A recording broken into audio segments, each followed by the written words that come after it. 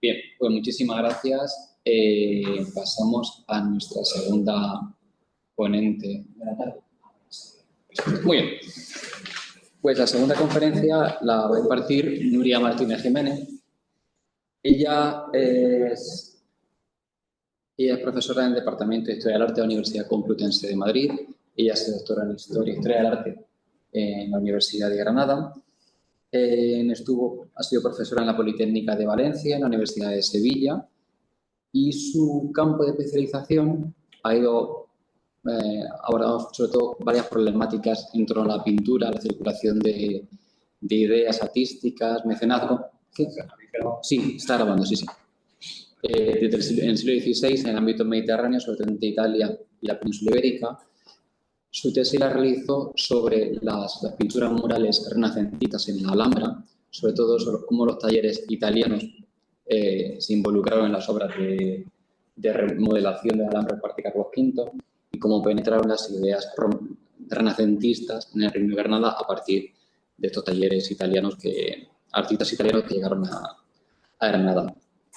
Se ha especializado igualmente también en la circulación de modelos iconográficos, en el papel de las mujeres como mecenas artísticas, como promotoras de colecciones o de producción de obras de arte.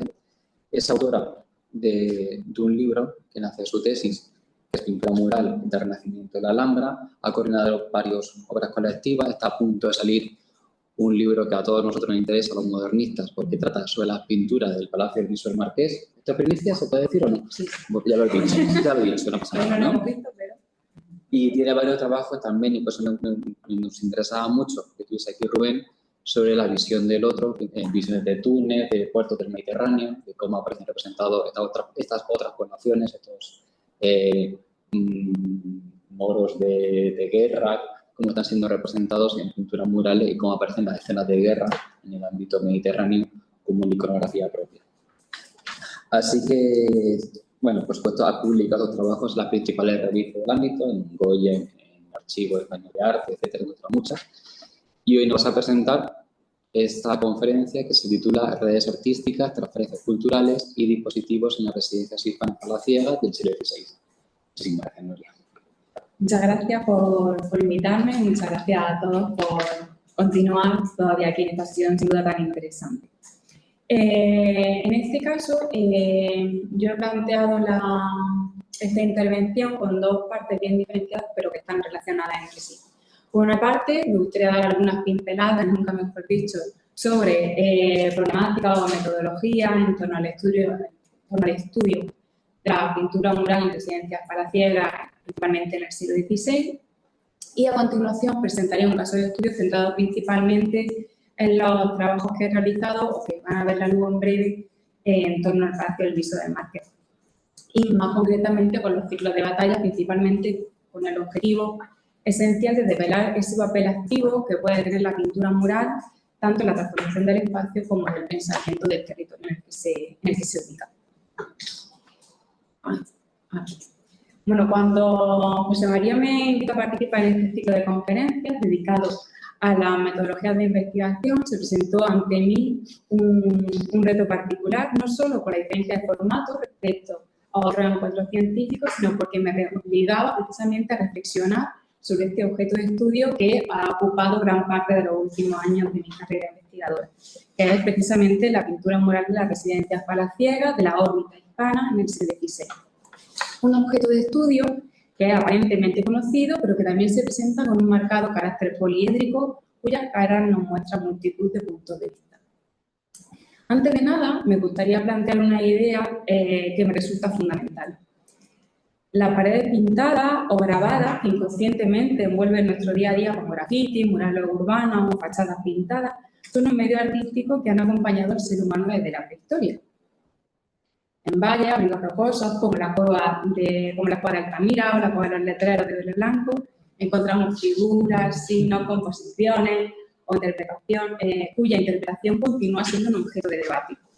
La ausencia de fuentes escritas ha propiciado explicaciones diversas, como prácticas rituales, manifestaciones simbólicas, marcadores territoriales o expresiones vinculadas a formas del pensamiento que hoy pueden resultarnos difíciles de reconstruir. Afortunadamente, para el estudio de la pintura mural del 500 sí que disponemos de información. Contamos con inventarios, correspondencias, crónicas, tratados artísticos, descripciones literarias o fuentes visuales. Gracias, mucho mejor.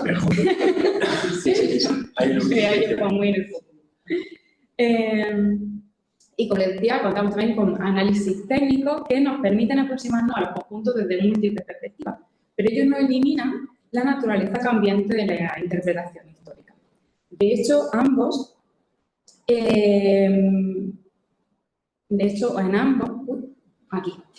apreciamos una idea de gran relevancia que podría parecer obvia, pero que es esencial para los historiadores y las historiadoras del arte. Las obras permanecen, pero sus receptores e interpretaciones cambian. Un tema ampliamente desarrollado por George D. Huberman cuando afirma que las imágenes poseen una temporalidad compleja que las mantiene en constante diálogo con quienes las observan. Partiendo de esta base, más que ofrecer respuestas definitivas, la investigación exige una constante reformulación de preguntas. En el caso de pintura mural, pues podríamos preguntarnos ¿qué entendemos por pintura mural? ¿Se realiza solamente sobre muros? ¿Qué relación tiene con la arquitectura? ¿Qué se representa? ¿Qué técnicas fueron empleadas para su ejecución? ¿Quiénes son sus autores o promotores? ¿O cuáles fueron las principales fuentes iconográficas? Pero también podríamos plantear cuestiones más ambiciosas, como cómo circulan los modelos visuales, qué papel desempeñaban los talleres en la discusión de determinados modelos, o cómo se relacionan las pinturas con los espacios arquitectónicos, incluso de qué manera participaron en la construcción de identidades individuales o colectivas, incluso cómo contribuyen las propias pinturas a articular discursos de memoria y de legitimación política. Evidentemente, no siempre podemos o debemos responderlas todas, pero esta ampliación progresiva nos ayuda también a comprender la profunda transformación metodológica que ha experimentado el estudio de la pintura mural durante las últimas décadas. En este punto, lo que abordaré a continuación serán algunas ideas y algunos de los estudios principales que contribuyen precisamente al análisis y a la interpretación de la decoración mural de la residencia hispana en el XVII. Aunque sea brevemente, conviene indicar que ya desde el siglo XIX se refleja el interés por documentar, por catalogar y preservar las pinturas murales ya consideradas un patrimonio vulnerable. En ese sentido, publicaciones como los monumentos arquitectónicos en España proporcionan testimonios gráficos fundamentales para la conservación de numerosos conjuntos hoy desaparecidos o profundamente alterados. Sobre esta base, investigadores tan relevantes como Manuel Moreno, Elías Tormo, Diego Angulo, Rafford o Harold Whitfield realizaron contribuciones decisivas para subrayar el valor de las pinturas murales en España, centrándose en el análisis iconográfico, pero también en su contextualización. De ahí la importancia de estos estudios, sobre todo tanto en la búsqueda de significado, pero sobre todo por la aportación de un valiosísimo volumen de fuentes y también por el propio rastreo de modelos iconográficos. Esta ampliación del campo de estudio también implicó el surgimiento de nuevas inquietudes. Ya no bastaba con identificar artistas o describir programas iconográficos, sino que, como bien había propuesto Martin Rottenmeier en su paradigmático libro El medio artístico y la creencia del Renacimiento, había que comprender el medio y las condiciones culturales que hacían posible la producción artística. En el caso español, uno de los pioneros en este tipo de investigaciones fue Julián Zarco Cuevas, pues en su magna obra sobre los pintores italianos que trabajaron para Felipe II en el Escorial, publicada en 1932, no solo hizo una profusa investigación que trascendió la iconografía para poner el foco en los artífices y en las dinámicas de circulación artística entre Italia y la monarquía hispánica, sino que marcó el rumbo hacia la nueva historiografía en nuestro país. De hecho, muchos de los investigadores que siguen hoy activos y que realizan importantes investigaciones beben directa o indirectamente de esta obra, destacando a Sol, a Carmen García Frías o a Almudena Pérez de Tudela en sus primeras investigaciones. En este contexto, ya inserto en lo que se conoce como historia cultural, cabe destacar las aportaciones realizadas por autores tan significativos como Fernando Checa o Fernando María, quienes no solo insertaron los conjuntos murales como la Estancia Imperial, el Palacio del Viso, Alba de Tormes o el Palacio del Infantado en un contexto más amplio, sino que también propusieron nuevas lecturas en torno a la función de los conjuntos como imagen y proyección del poder. Junto a ello, también cabe destacar las importantes aportaciones realizadas por Rosa López Torrijos, autora de su primera obra, que sería La mitología y la pintura española en los siglos XVI y XVII. Una obra que también, en la que también continuó trabajando, como vemos en la monografía sobre la pintura, la mitología y la pintura española del siglo de oro. Y son obras muy interesantes porque el hecho de que muchos de estos ciclos mitológicos se encuentren en palacios y que muchos de ellos sean precisamente programas murales, es lo que le abrió un importante campo de investigación en torno a estos conjuntos. De tal manera que ella en sus investigaciones pues, abordó el medio artístico, el labor de los artífices, de los patrocinadores y también estableció interesantes conexiones entre la monarquía hispánica y Génova. Una ciudad que es muy importante, puesto que es el origen y el nodo de muchos de estos pintores que vinieron a trabajar para Felipe II y también para otros nobles como Álvaro de Lozán. Esta proyección internacional también tuvo un importante impulso a raíz de las publicaciones de Nicole Dapo, quien realizó, entre sus numerosos estudios, pues realizó varias investigaciones en torno a las pinturas de Grutesco y la relación que se establecía entre la Domus Aurea y las pinturas de las estancias imperiales de la Alhambra, precisamente en esa conexión que tenían Julio Attila y Alexander Meiner con la integración, mejor dicho, de Alexander Meiner en la escuela de Rafael. Estos y otros estudios han repercutido positivamente en la proliferación de investigaciones en las que los ciclos murales ya no se analizan como o interpretan como imágenes aisladas, sino como fenómenos artísticos, es decir, como prácticas culturales complejas que involucran artistas a través de la circulación de personas, de modelos, a los promotores, a través de los intercambios entre diversos centros cortesanos, también los espacios arquitectónicos en cuanto al uso de técnica, la presencia de talleres, de procesos de producción, fuentes gráficas o también pues, se empieza a abordar también los públicos o las dinámicas de recepción. En este contexto, en la última década, la pintura mural se ha ido consolidando como un campo de estudio muy fértil que se refleja sobre todo en la proliferación de estudios principalmente regionales. En este sentido, destaca la propuesta de la pintura mural de la Comunidad de Madrid, que he propuesto aquí el volumen coordinado por Santiago Martínez de Villavalle, y también las importantes aportaciones que se han realizado precisamente desde las distintas aportaciones andaluzas. En el caso de Sevilla, especialmente relevante, de la aportación de Vicente Lleó, que aunque no hace una obra exclusiva de pintura mural, pero sí es cierto que su visión, sobre todo dentro de la Casa de Pilato, va a ser fundamental para comprender el programa iconográfico. Evidentemente también a Enrique Valdivieso. Jaén también ha sido otra provincia que ha despertado un gran interés y en este caso, sin duda, las obras de referencia van a ser las de José Manuel Almansa Moreno. En su libro La pintura mural del Renacimiento en el reino de la pintura mural del Renacimiento en el reino de Jaén, un paradigmático estudio en el que, partiendo precisamente de los programas murales que se conservan en distintas localidades jienenses, consigue reconstruir ese panorama y el medio artístico del reino de Jaén durante el siglo XVI principalmente. Un enfoque similar intenté plantear en mi tesis doctoral abordando el caso de Granada. Sin embargo, tanto las fuentes como los programas conservados eran mucho más reducidos, por lo que al final la investigación me condujo principalmente a centrarme, como ya planteaba José María, en la pintura mural del Renacimiento italiano en la Alhambra. Una obra que, si bien es cierto que sería pues, un estudio en cuanto a un único espacio, pero es cierto que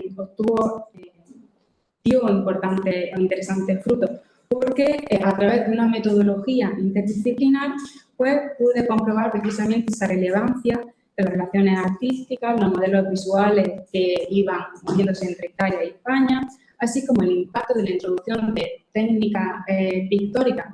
que proceden directamente de Italia en la creación de discursos de legitimación del poder. Junto a estas publicaciones, en los últimos años, hemos asistido a la proliferación de congresos y seminarios, destacando el primer seminario de pintura mural andaluz de la Edad Moderna, que organizamos José Manuel Almansa y yo en 2017, y que tuvo como resultado la publicación del volumen de la pintura mural en la Edad Moderna, entre Andalucía y Iberoamérica, donde participó el profesor Fernando Quiles, y que evidencia esa consolidación paulatina de la pintura mural como un campo de estudio. Seguidamente se organizaron otros congresos, por ejemplo la pintura ilusionista, que también se organizó aquí en Sevilla precisamente por Fernando Quiles. También desde el propio CEA se propuso el Congreso Nacional de Estilo y Arquitectura, o también recientemente hemos celebrado en la Universidad Complutense el seminario titulado España ha venido de Italia, la pintura mural en la monarquía de los Austrias como imagen, reflejo y proyección del poder. También en estos años asistimos a una especie de paradoja, y es la proliferación de exposiciones en torno a pintura mural. Y entre ellas, pues he querido destacar algunas, como por ejemplo la exposición de la pintura mural en Vizcaya, un recorrido que se hizo precisamente en ese contexto de la pintura mural de la Comunidad de Madrid, que es en torno a los frescos, y también una exposición que se hizo en torno a una hipótesis visual propuesta por Asunción Jodas en torno a las pinturas murales de las habitaciones de Carlos V, lo cual, pues, como les decía, pone de manifiesto esa consolidación del campo de estudio, siendo este cada vez más dinámico y en expansión. Precisamente esta idea del movimiento, de interacción y de experiencia nos conduce a las nuevas tendencias historiográficas aplicadas a la arquitectura y el urbanismo, centradas principalmente en el espacio. En este sentido, libros como el de Henri Lefebvre, de la producción del espacio, y conceptos como el de dispositivo, propuestos por Walter Benjamin y también por Michel Foucault,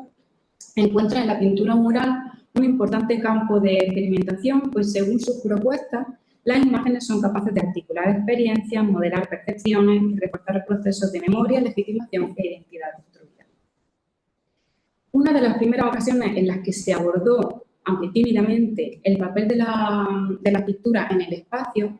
fue en este pequeño libro, pero de un grandísimo interés, realizado por Jonathan Brown en torno a la sala de batallas del Escorial. De hecho, para comprender este espacio, que lo aborda como un producto histórico generado por unas circunstancias políticas, sociales e ideológicas concretas, analizó previamente la disposición de la sala y los recorridos que se generan en su interior. No obstante, desde mi punto de vista, un estudio clave en el devenir de la investigación actual fue el realizado por Antonio Quizar en torno a las pinturas de la capilla del Sagrario de Córdoba. Aquí, todavía sin hablar directamente de dispositivos, pone en relieve el papel activo de la pintura mural, planteando su capacidad para transformar la percepción y el significado del espacio en el que se inserta. Este cambio metodológico resulta especialmente relevante para el estudio de las estancias palaciegas del siglo XVI, pues plantea cuestiones como qué comportamientos producen las pinturas, cómo ordenan la mirada, qué formas de memoria construyen, qué relaciones de poder legitiman, cómo articulan el espacio arquitectónico o cómo condicionan la experiencia del espectador. Y además nos invita a reflexionar sobre si la selección de artistas, de técnicas, de programas, si la ubicación de las pinturas, la secuencia de la sala y la experiencia de quienes recorrían estos espacios formaba parte de estrategias cuidadosamente planificadas con el objetivo de proyectar prestigio, memoria y autoridad. Partiendo de esta premisa, voy a presentar este objeto de estudio. Como les decía, será el Palacio del Viso del Marqués, y más concretamente las pinturas de batalla empleadas como las pinturas de batalla que se despliegan en su interior con el fin de desvelar el papel de las pinturas murales como estrategias visuales de poder, capaces de producir significado y de transformar el pensamiento a través de esa generación de experiencias, tanto en el interior como en el exterior del espacio arquitectónico donde se encuentra.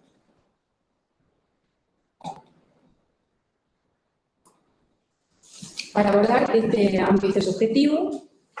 cuento con varias fuentes, entre las cuales únicamente le voy a señalar algunas, siendo las más importantes o las más significativas, las más relevantes, sin duda las visuales. Si bien es cierto que la labor de archivo es clave para la investigación en historia del arte, en nuestro caso las fuentes visuales son las más importantes y el conocimiento in situ de los espacios arquitectónicos y más en una pintura mural es fundamental. Sin ello, difícilmente podremos comprender la escala y así comprender su impacto en la percepción, en la transmisión de mensajes sin necesidad de verbalizar. el impacto de la incidencia de la luz o las condiciones climáticas, que muchas veces también son claves para conocer los procesos de degeneración o los problemas que pueden tener las pinturas y así poder afrontar mucho mejor los procesos de conservación y restauración. Y también pues, es necesario conocer estos espacios para comprender cuáles son los condicionantes del propio espacio arquitectónico para el que fueron creados. El caso del viso es excepcional, evidentemente, por numerosos motivos, tanto por la calidad y el volumen de la superficie pintada, también por su volumen por su buen estado de conservación, y además es un conjunto que se inserta dentro del Ministerio de Defensa. De hecho, allí está el Archivo General de la Marina, y aunque está musealizado en cuanto a la presencia de cartelas o que se podemos integrarnos en alguna de las visitas guiadas, es de acceso libre y además el recorrido no está predefinido. Por tanto, podemos transitar por los salones, por las estancias o por la galería de forma autónoma e intuitiva.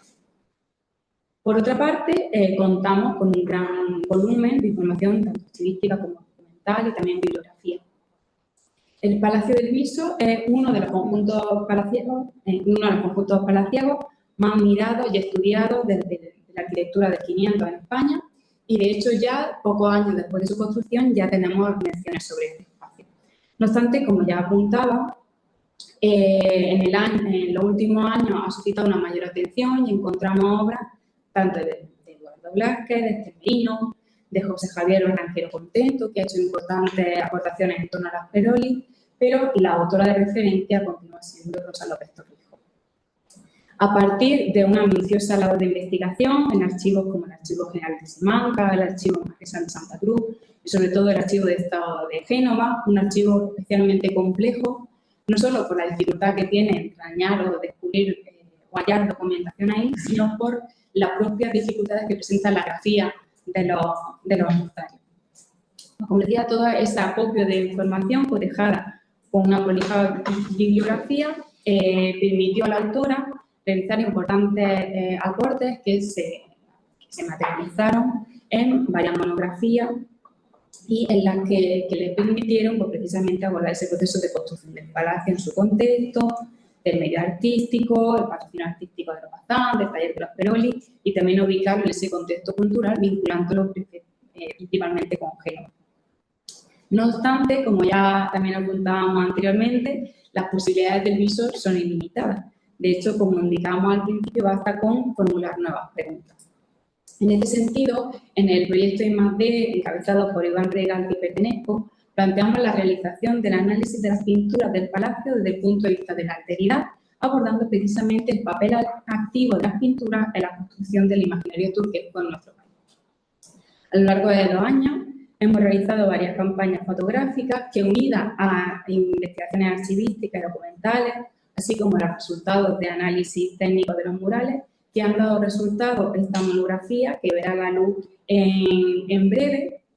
y en la que han participado pues, la propia Rosa López Torrijos, pero también integrantes del proyecto, como Iván Rega, Vanessa Jimeno, Joaquín Cardenal, Miguel Herrero, Ciro Puig o Marta Reich, que es la autora de muchas de las fotografías que voy a emplear en la presentación.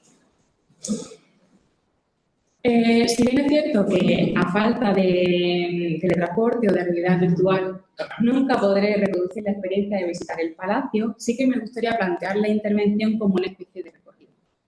Este recorrido se iniciaría en la fachada del palacio y traspasando el umbral de la puerta, pues ya encontraríamos este espléndido mural dedicado a Enea, rodeado de virtudes y de elementos relacionados directamente con el mar, con la marina.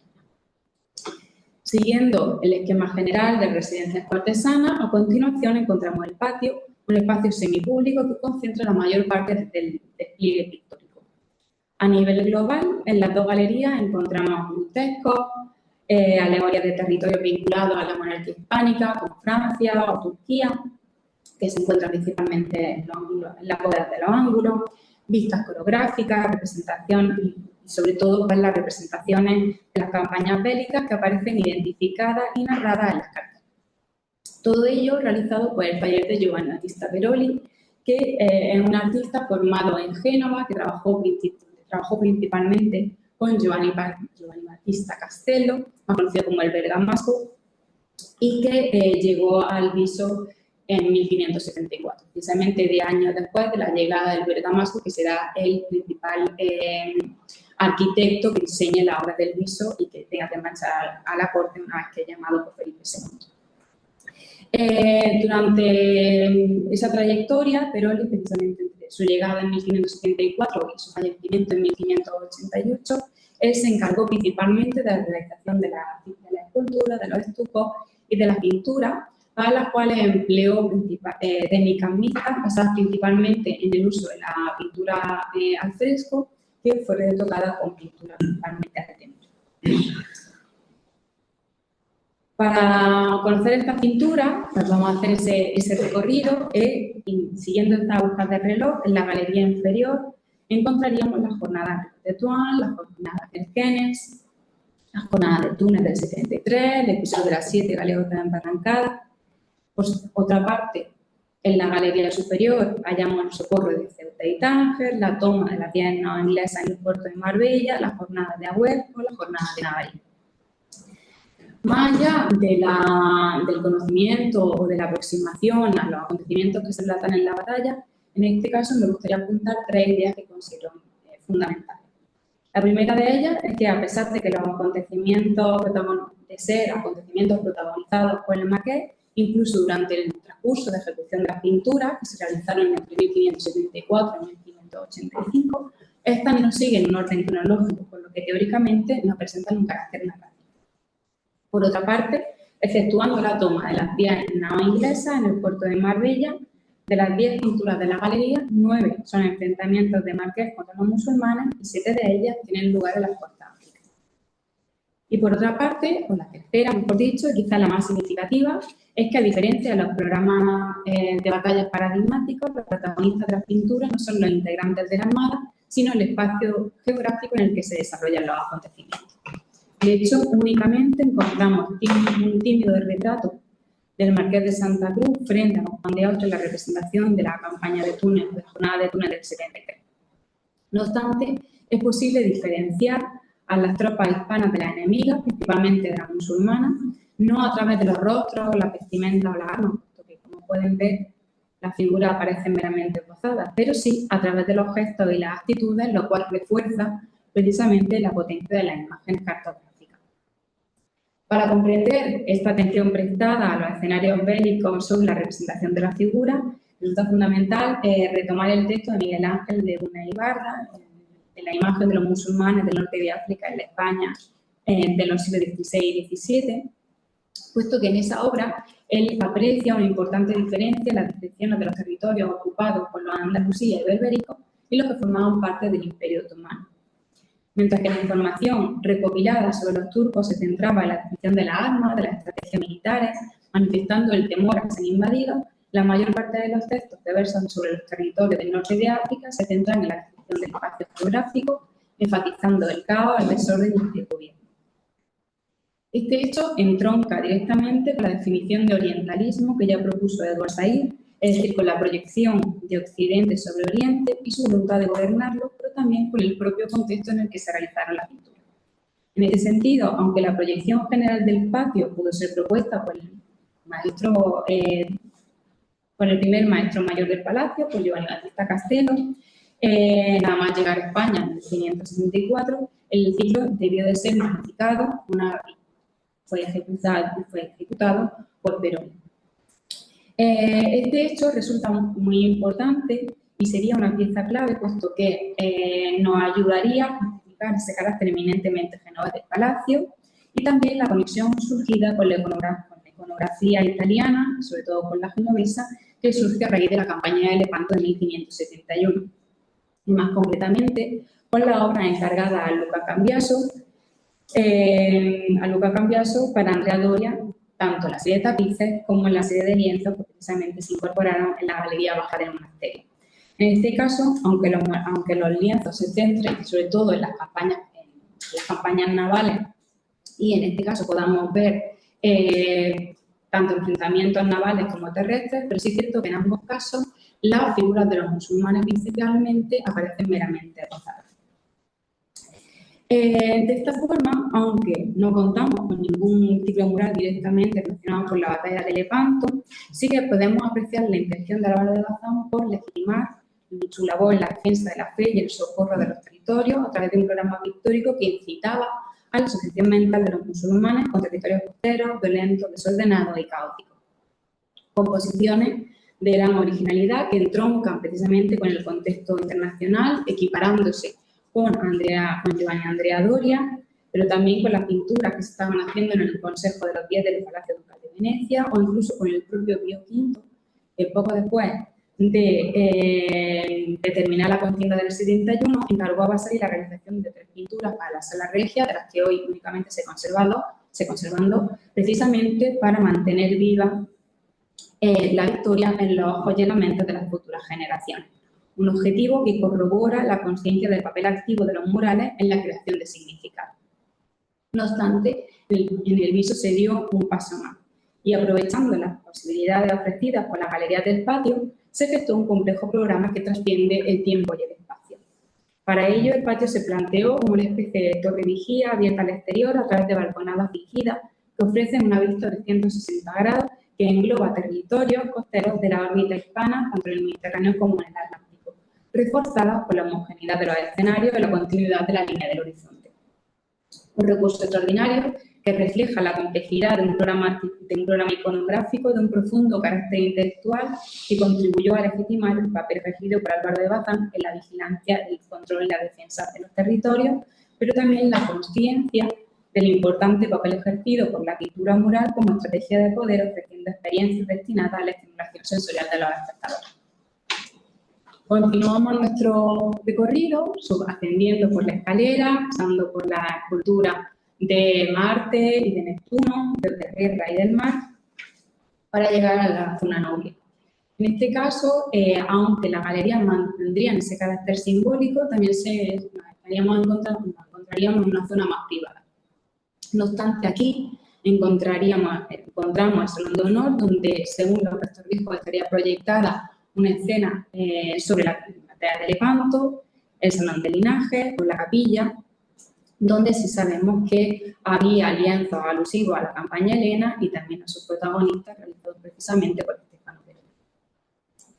Los análisis visuales y técnicos, así como la propia fecha de finalización de la pintura de la galería en 1585,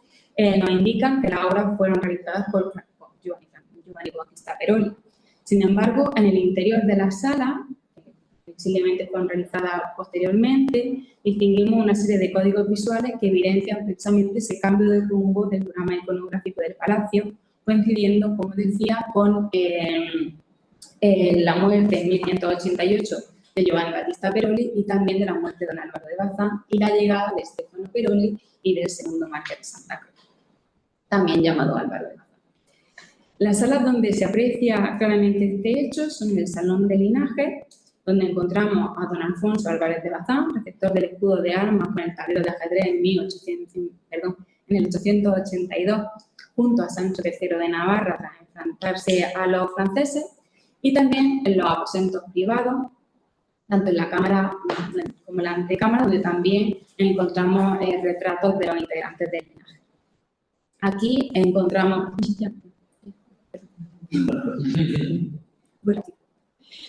Aquí encontramos a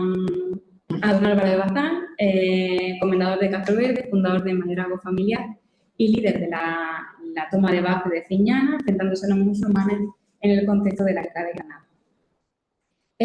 Si bien es cierto que Stefano Peroni, como te imaginas, no tendría conocimiento del retrato de dichos protagonistas, el hecho de que los personajes presenten rasgos muy similares a los de Álvaro de Bazán, el primer marqués de Santa Cruz, nos invita a pensar en el empleo del anacronismo, un recurso frecuente en Italia desde el siglo XV, que en este palacio adquiere un gran sentido, pues el primer marqués de Santa Cruz también se enfrentó a los musulmanes en la guerra de Granada, pero en este caso, tras la sublevación de la Alpujarra, también se enfrentó a los turcos en Lepanto en el 71 y también en la Goleta en el 73.